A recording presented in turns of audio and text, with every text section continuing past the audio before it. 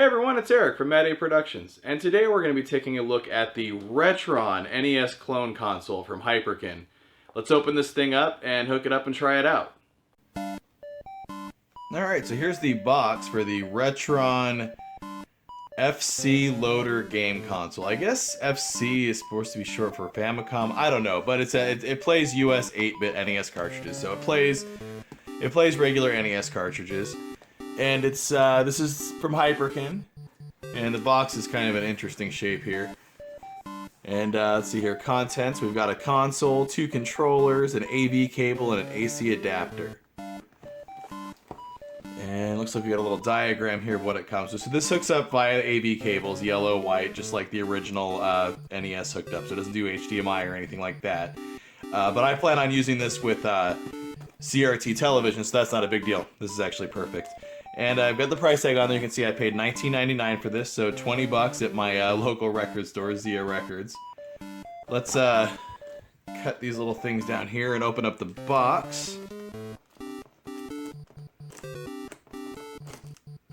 Jeez, that's some thick tape.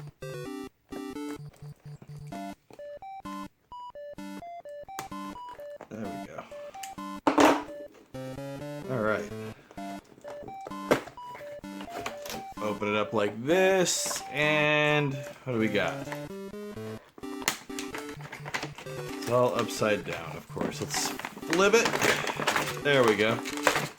Okay, so we got our plug. So that's good, so we can do power.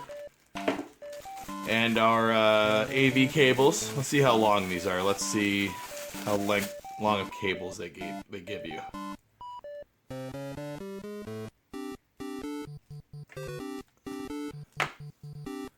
Pretty. I know you can't see how long I'm stretching it out, but they're fairly long. Looks like about 6 foot. So they give you 6 feet of AV cable, so that's not too bad. I've seen these before where they give you like 3 feet cable, 3-foot cables. That kind of sucks. All right, so here's the console, wrapped in plastic, and again, this is from Hyperkin. And I don't have a lot of experience with Hyperkin products. I bought some Hyperkin 6-button Sega Genesis controllers recently, and those were actually pretty decent. Those were good quality, so I have high hopes for this.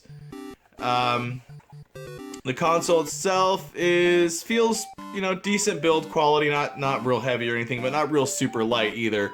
One of the things I plan on using this to do is to replace an old I think it was Yobo NES clone console that I had out in the garage arcade that I let the kids bang on. So this feels better build quality than that. That thing lasted about 10 years, so I had it for a long time. It was one of the first NES clone consoles. My wife bought it on Amazon long time ago. But anyways, this thing feels pretty decent, and it's got the standard NES controller port, so that's cool. Let's what else we got in here? Oh, then we got a little instruction booklet, but really I don't think anybody's gonna really need this. But yeah, instructions, don't need that.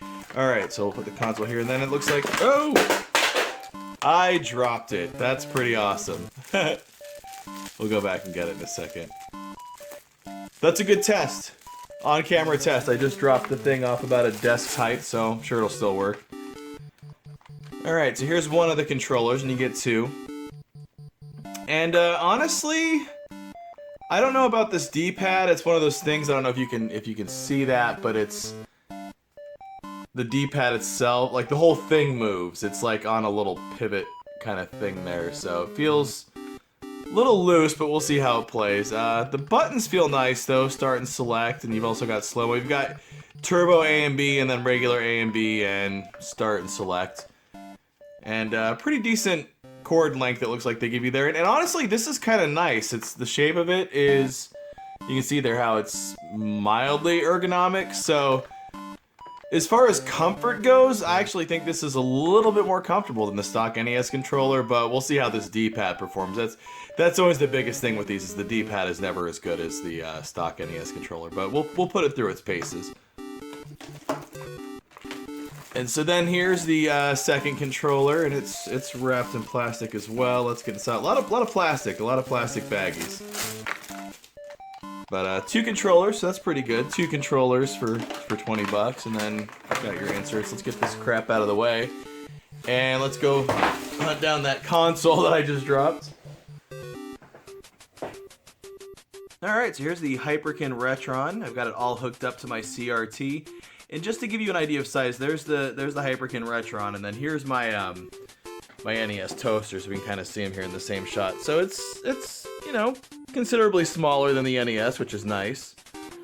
And I've got the controller hooked up to it that it came with, but we'll also try it out. I want to make sure and see if the NES Zapper works, and believe it or not, I don't have any working OEM NES controllers. All of the ones that I have do not work right now, so I will use a Bishu zipper to test to see if it works with, you know, old school NES controllers, because this is about as old as the NES, so that's just as good as a stock NES controller.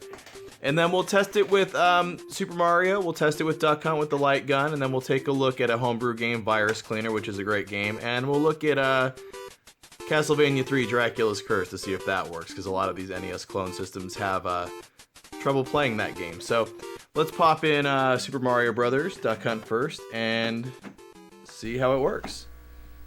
So here's Super Mario Brothers Duck Hunt, and I'll be playing this with the controller that came with the Retron to give that a test.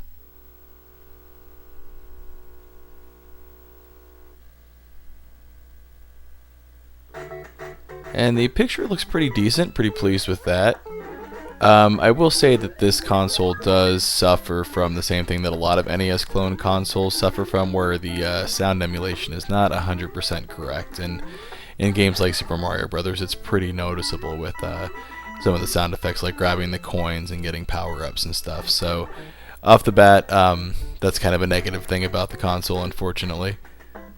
I will say the controller feels really nice, though. I do like this controller that it came with, so that's a plus. Still can't find an NES clone console that has good sound emulation, though. This isn't bad, but it's not perfect. Anyways, let's take a look at Duck Hunt with the Zapper.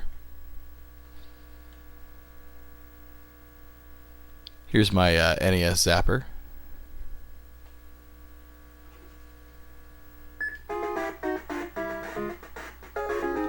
And it does look like it works. I can fire away from the screen and scroll through the options and then shoot at the screen and pick two ducks. So the NES Zapper does work. Now, keep in mind, if you're going to use your Retron console with an NES Zapper, the NES Zapper will only work with a CRT television. This will not work with a flat screen modern television, which is one of the reasons why I prefer to use CRTs, because I really like the light gun game. So this is good. This is another plus for the Retron. Now let's take a look at Castlevania 3. And this is a game that a lot of clone consoles have a hard time playing. And so far the game's booted up, and I'm able to put my name in here, but I don't think that cursor looks the way that I remember it looking.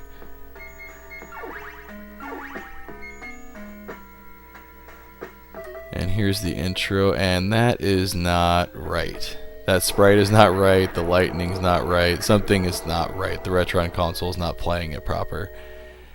And after that, we get nothing but black screen. So unfortunately, the Retron does not play games like Castlevania 3. Alright, lastly, let's take a look at a homebrew game, and I'll be playing with the Bishu zipper controller. And the game we're looking at here is NES Virus Cleaner, and this is a super rad homebrew game that I actually did a review of not too long ago, so I'll put a link to that video at the end of this video, because if you're into collecting NES homebrew games, this is one you're definitely going to want to check out. But on the subject of the Retron, would I recommend picking one of these up? I would have to say yes. $20 is a pretty good value for this thing. Obviously there are some issues, like the sound emulation not being 100% accurate, and also it not being able to play games like Castlevania 3, but the sound emulation isn't terrible. It's just off in some games, and it can still play the vast majority of the NES library, so I think it's a good value for $20. Also, it's obviously pretty durable. We saw that I gave it a pretty good drop earlier, and it's still working just fine. It's becoming harder and harder to find working original NES consoles, and more often than not, I find that people have stacks of old NES games laying around, but no working console to play them on. So, for $20, I think this is a great option for that. If there are any clone consoles you think I should take a look at, let me know what those are down in the comments below.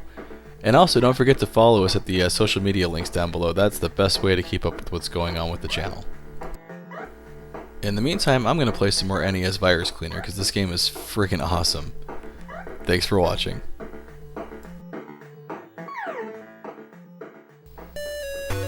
Hey, thanks for checking out my review of the Hyperkin Retron. If you got a few minutes, I've got some other videos here you can watch. And if you like what you saw, don't forget to hit those like and subscribe buttons. And as always, thanks for watching.